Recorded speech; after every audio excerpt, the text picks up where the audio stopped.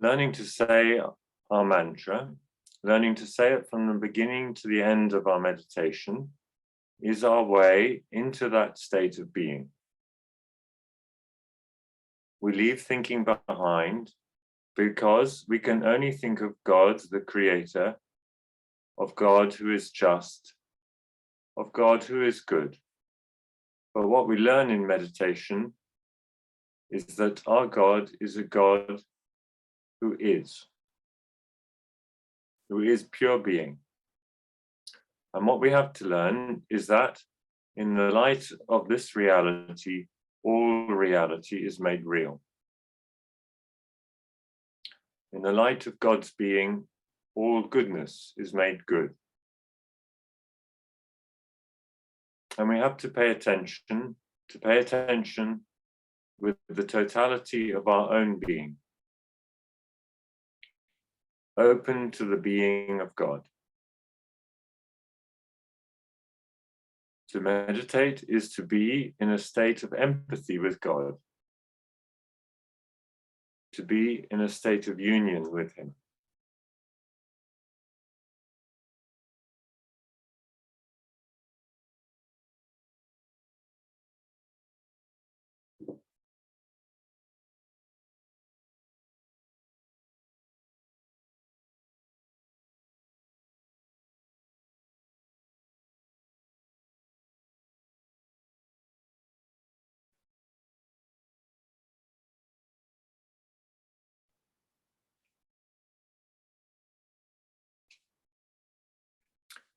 The opening prayer. Heavenly Father, open our hearts to the silent presence of the Spirit of your Son, and lead us into that mysterious silence where your love is revealed to all who call. Maranatha, Maranatha. Come, Lord Jesus.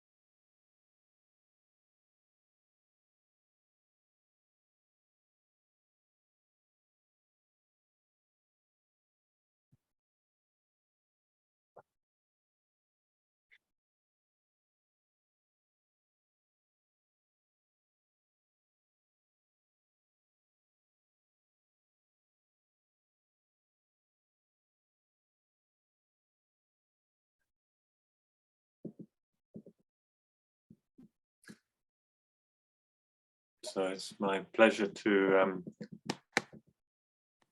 introduce our speaker today, who is Father Martin Tobin, who I hear is from not far from where I live, from Wexford originally, but he's been living in the Philippines for decades. I'm trying to remember now, 50 years, is it? 50 years in the Philippines. So he's naturalized there, and his father went to school where I work, so it's a small world in Ireland. But he's been working in the Philippines in missions, redemptorist, in the missions outside of the cities with the country people, and now is back in the city now, and is been doing various things for helping with the church there, and is a very devoted meditator.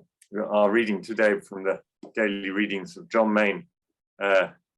He says he chose that because that's what he uses twice daily. Somehow he manages. And there's only one daily reading, but he manages two somehow. So we'll pass over to Martin for our talk. Okay, thank you, Stefan, for your kind words, and hello, everyone. I see you all every Monday, but I don't have the chance to speak to you. And so I'm very happy to be with you today. You know, over the past several months, many experts have addressed you, poets, theologians, scientists, mystics, etc. I'm not an expert in any of these fields. I am, I suppose, a jack of all trades and master of none. One of the greatest graces I can honestly say that I have received from the Lord is the grace to pray according to the way of John Main. And I mean that in utmost sincerity. I treasure it as a great grace. Now, I have experienced doing Christian meditation now for the past 28 years. I began in about 1994. And I floundered and I stopped and I started and began and ended and almost cursed it, but I always came back to it. And I'm glad now that I am at the position where I am pretty stable in my Christian meditation, 25 minutes every morning, 25 minutes every late afternoon or evening. Let me tell you how it began with me. I was always interested in prayer, and our Redemptorist constitutions remind us that apart from liturgical prayer and community prayer, each member has an obligation and a duty to spend at least 1 hour in personal prayer each day, apart from liturgical prayer and community prayer. And I found that very, very, very difficult. I wasn't very well disciplined, and I never lived up to the ideal of that.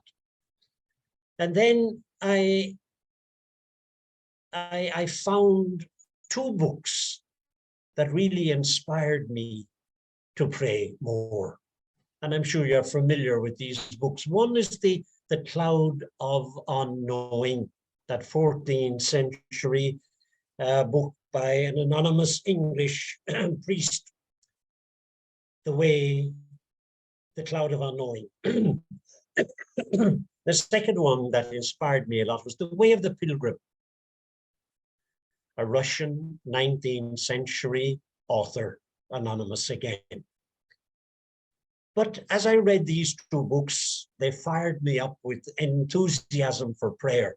But I was looking for a framework into which I could set them. A little bit like when John Cassian and Germanus went to Abbot Isaac. They were enthused by what he said, but they said, how do we do it? And of course, Abbot Isaac gave them the word or the mantra that they use, which has been passed on to us. So I wanted a framework to help me. And one day I was in the library in our community in Davao, and I was searching for a book on prayer. And I went through the shelves and found a little slim volume called Word into Silence. We all know that very well. And I took it and I read it.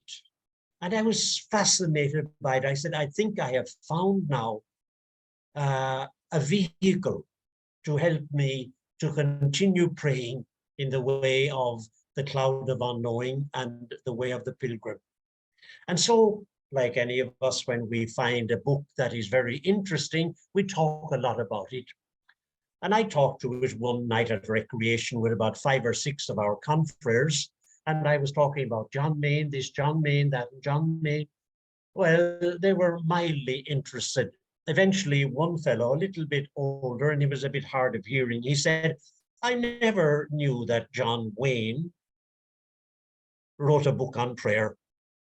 Well, I had to correct him. It wasn't John Wayne, John Mayne. So I began practicing around the year 1994. I started and stopped and started. It was hard going. I joined a group and that helped me a good bit. It took me a long time to learn the way of meditation. Honestly, it took me, I'd say, 10 to 15 years.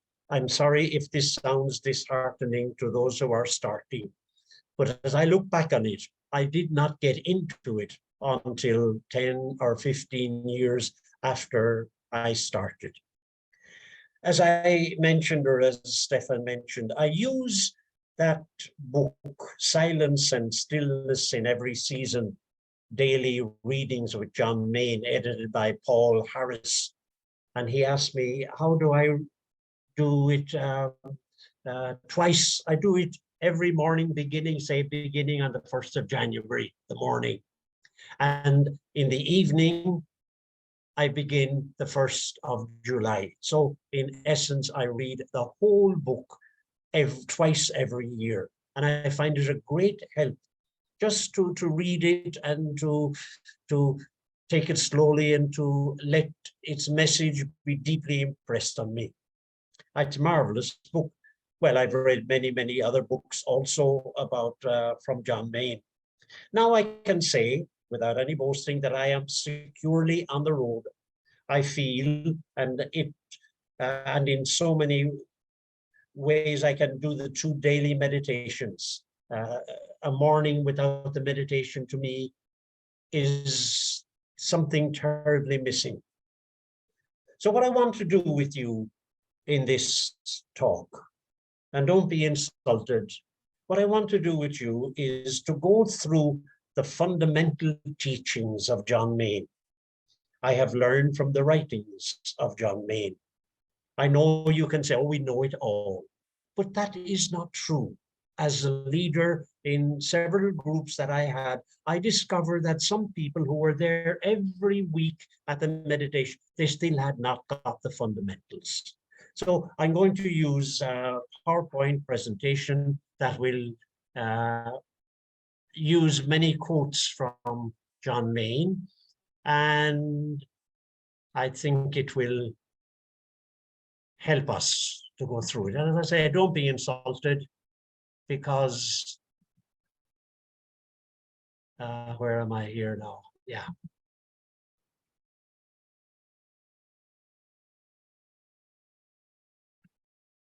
Yes.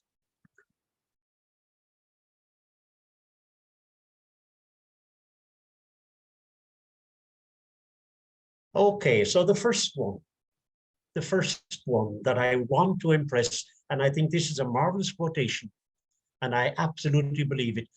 John Main says, I think there is a real sense in which we cannot hear too often the way of meditation. We cannot hear it too often, and that's why I offer no apology in saying to you things that you have heard many, many times. There is a real sense in which we cannot hear too often. I need to hear it at least every year, the way of meditation. And it is this: to learn to say your word, your mantra, from the beginning to the end of the meditation. Again, that's a very important sentence: to learn to say your word, your mantra, from the beginning to the end of the meditation. I've met meditators and they say, well, I start off saying the mantra, but then I get an idea and I follow that and I forget about the mantra. And I come back to it maybe at the end. No, that is not part of Christian meditation. Second point, saying the mantra is the first thing to understand. It may take you 5 to 10 years to understand the importance of saying the mantra from the beginning to the end of the meditation without ceasing. Again, that's a quotation from John Main. It may take you 5 to 10 years, and I think it took me from 10 to 15 years to understand the importance of saying the mantra from the beginning to the end of the meditation without ceasing. So examine yourself on that. Am I doing that? A second important preliminary lesson in learning to meditate is the necessity for stillness. You must learn to be completely still during meditation. I often look at people during meditation and they are constantly moving. Some have even said, well, I get a bit sleepy and I get up and I walk around and I continue saying the mantra. No, it's just absolutely necessary to be as still as you possibly can. This is a quotation again from John Main that is very, very relevant. He says, the problem for us men and women of the 20th century is to be trusting enough, to be simple enough, just to be content to say our word. And there we have, for me, what are for me the 3 great words, beginning with S: silence, stillness, and simplicity. The point that is being emphasized in this slide is simplicity. The problem for us sophisticated people is to be trusting enough, to be simple enough, to be like a child, just to be content to say our mantra. It took me a long time to understand the significance of that.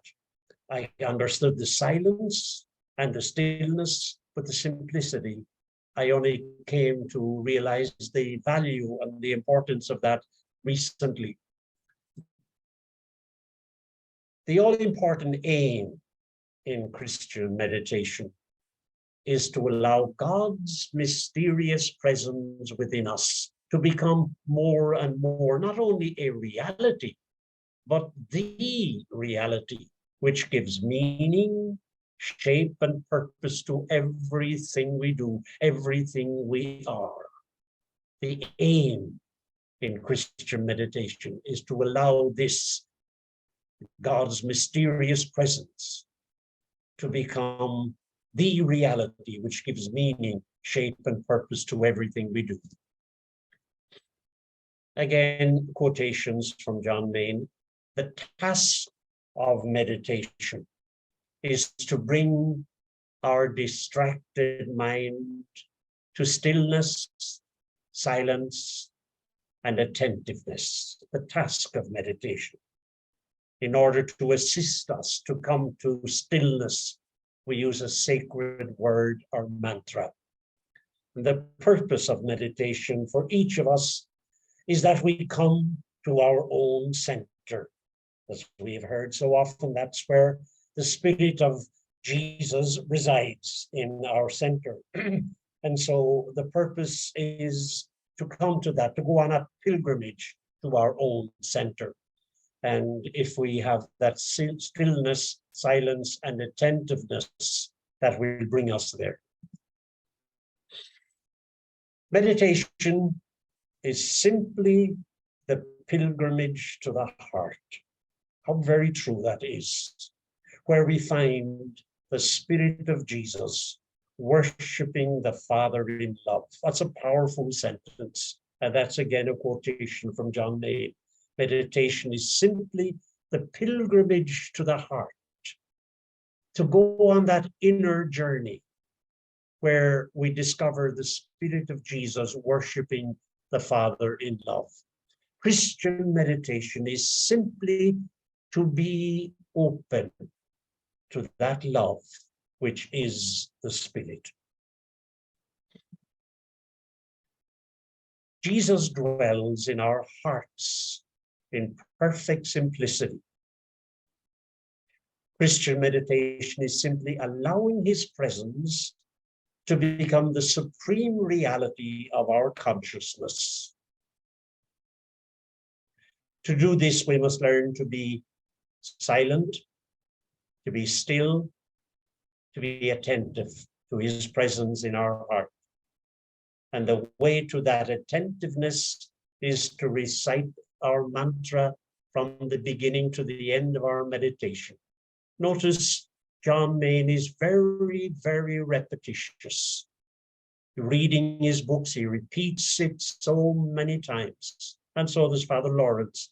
And there is a point in that, because we need to allow these ideas that he is communicating to sink deeply into our hearts. Jesus dwells in our hearts in perfect simplicity. Do we believe that? Christian meditation is allowing his presence to become the supreme reality of our consciousness, and the necessity of silence and stillness, simplicity and attentiveness to his presence. And the way to that attentiveness is to recite the mantra from the beginning to the end of our meditation. Here's a helpful guide that I found very helpful for myself. And I listed 4 easily understood points. I'll just go through the 4 of them. The first one I call the reality. And the central message of the New Testament is that there is really only one prayer, and that is the prayer of Christ. The central message of the New Testament, John Main says it is that there is only one prayer. There's not my prayer. There's not a saint's prayer.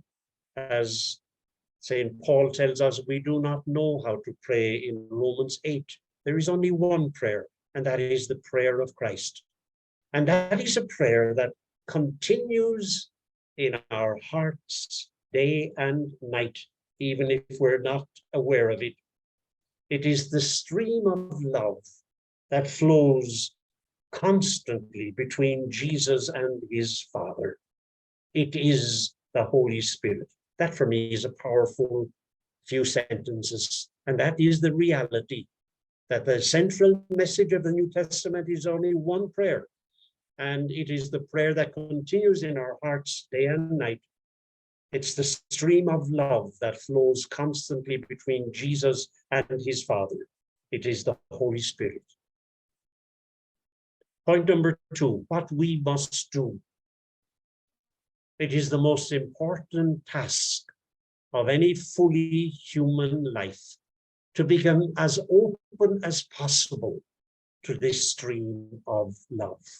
Most important task of any fully human life to become as open as possible to this stream of love. We have to allow this prayer to become our prayer, to enter into the experience of being swept beyond ourselves into this wonderful prayer of Jesus, this great cosmic river of love. And that river reminds us that we must dive into this wonderful prayer of Jesus, be caught up in it, swept beyond ourselves. That is what we must do. We know the reality. Now, this is what we must do. Number 3, the demanding discipline. In order for us to do this, we must learn a most demanding discipline. That is a way of silence and stillness. It is as though we have to create a space within ourselves that will allow the consciousness of the prayer of Jesus to envelop us in this powerful mystery. Again, John Main's words, and they are very beautiful, and they are very clear, and they really challenge us that we must, it is though we have to create a space within ourselves that will allow the consciousness of the prayer of Jesus to envelop us in this powerful mystery. And the 4th point, the mantra. The mantra is simply our way to that simple, trust-filled silence. One needs great faith to accept the truth of that. And I believe it is absolutely true that the mantra is simply our way to that simple, trust-filled silence. And so we have to say the mantra from the beginning to the end of our meditation. The essence of the mantra is that it brings you to silence.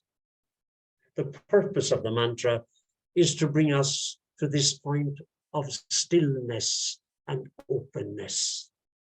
Those 4 points help me very, very much in coming to a deeper understanding of meditation. The reality that of only one prayer, that's the prayer of Christ. What we must do is to be open to that and to enter into that. How we do it is by a demanding discipline, and that discipline is the mantra and staying said in silence and in stillness.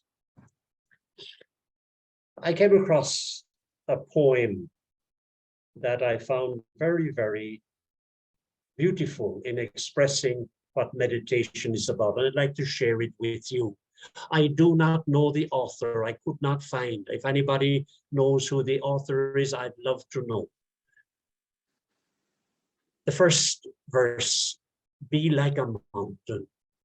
When you meditate, be like a mountain, immovably set in silence. Its thoughts are rooted in eternity.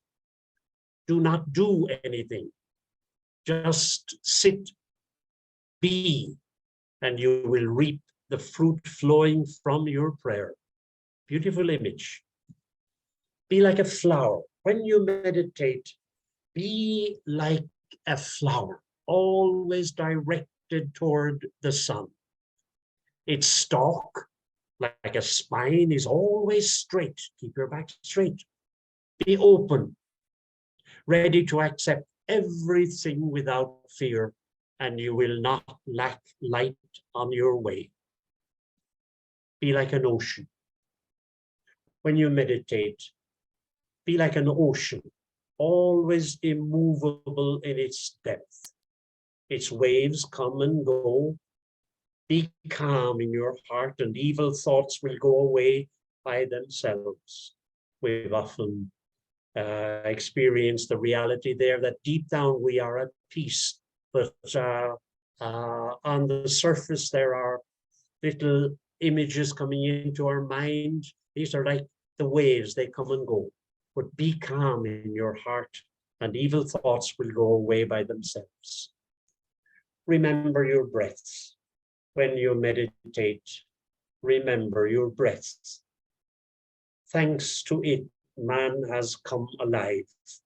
It comes from God and it returns to God. Unite the word of prayer with the stream of life, and nothing will separate you from the giver of life. When you meditate, be like a bird, singing without a rest in front of the Creator. Its song rises like the smoke of incense. Let your prayer be like the coo of a dove, and you will never succumb to discouragement. When you meditate, be like Abraham, giving his son as an offering. It was a sign that he was ready to sacrifice everything. You too, leave everything, and in your loneliness, God will be with you. When you meditate, it is Jesus praying in you to the Father in the Spirit. You are carried by the flame of his love. Be like a river, serving to all, and the time will come, you will change into love. And so our teachers in nature about meditation, every mountain teaches us the sense of eternity. Every flower, when it fades, teaches us the sense of fleetingness. The ocean teaches us how to retain peace among adversities. And love always teaches us to love. A beautiful poem that, and it's good to just read it slowly, reflect on it, and see the beautiful images there that will enable us to enter more fully into meditation. Final slide that I have is my own, again, from my own experience, the need for discipline. You notice the word discipline is related to the word disciple. They come from the same root. And every disciple is a disciplined person. And I am firmly convinced that unless I am a disciplined man, I will never learn the art of prayer. So the first one is the discipline of setting aside time for the twice daily meditation. That requires a discipline. I have an early mass at 6 o'clock in the morning. I have to get up before 5 and do my meditation because I know afterwards I will be too busy. The same in the evening, you have to see what time can I do it. So that, in a sense, my meditation determines the events in the morning and the evening. Second is the discipline of saying the mantra for the entire period of the meditation. That's a hard discipline. And then thirdly, the discipline of total stillness of body during the meditation. And finally, the discipline of remaining focused and present in the midst of distractions. So those are the things that I want to share. As I said, I hope I have not insulted you by saying things that are very ordinary, but in my own belief, and I'm 78 years old now and practicing this for many, many years, we need to remind ourselves of the fundamental teachings in Christian meditation. Thank you for listening. Thank you very much, Martin. It was not in any way something that we already knew. Most of us are very lapsed and forget things, but you're very good at reminding us of the of our daily practice, and you did it. You reminded us in a beautiful way, using sort of the key text from John Main. I think that Moment of Christ, the last introduction to John Main's book, Moment of Christ, which he wrote, talks about that prayer of the one prayer of Jesus that we're tuning into. So that's a key text, and you've really brought it to life and encouraged us in our daily practice.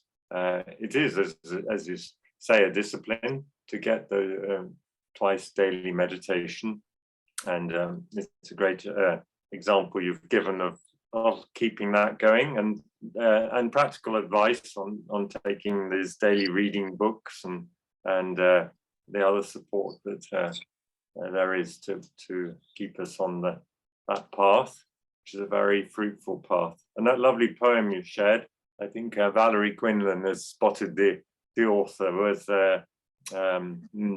St. Seraphim of Mount Athos. And I think, as far as I remember, it was translated into English by a Benedictine monk in Poland, who was part of our community and is now deceased, that Benedictine monk. He translated that from the Greek original into English. So maybe we can continue to meditate on that. As it's, yes, it was that particular version is a fruit of someone meditating in our tradition. So thank you very much, and I hope you come to visit. I know you said the Philippines is your home, and Ireland is a long way away, but I hope you come and visit. You're very welcome. Thank you. Come and visit me. I will, Stefan. Yeah. So yeah, there's lots of comments there thanking you, and I know we have some attenders from the Philippines itself who probably know you. Yeah. So we'll just end with our concluding prayer, and then I'll pass to Mary or Julia, and then we're open for people to thank you in person. So take a moment, be still again.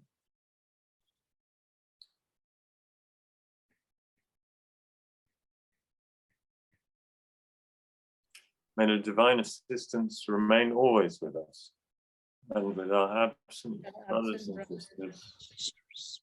Amen. Well, thank you, Stefan, for introducing and welcoming Father Martin. And a big thank you, Father Martin, to you for that wonderful, encouraging and inspiring talk. And you might have seen the chats coming up from people who said, their lovely comments. We will be saving all of those, and we will send them to you so that you may read them at your leisure. So thank you very much indeed once again. And now we look forward to next week, and we have Sarah Bachelard coming to talk to us, and I think she is going to talk to us about her book Poetica Divina. If you haven't read it, I can recommend it. So that's something for us to look forward to for next week. So thank you all very much indeed for being with us today, and we look forward to seeing you again. Have a good week. God bless. God bless. Very much. Thank you. Thank you, Okay. Martin. Thank you. Thank you. Thank you very much. Thank you, Stefan. Everybody, for your Bye. Stay everyone. Mother See you next week. See you God next week. bless. So wonderful today. Thank you.